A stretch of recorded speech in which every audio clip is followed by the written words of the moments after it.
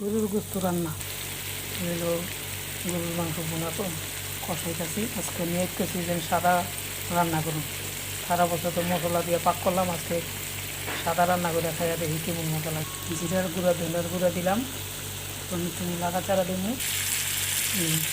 মশলা দিলাম, মরিচ ফাঁকি হলুদ ফাঁকি দিলাম, হলুদের গুঁড়া মরিচের গুঁড়া কষানো হলো। এইমাত্র পানি দিলাম, কিছুক্ষণ জাল দেওয়ার পরে কি সুন্দর বড় পাইতেছে,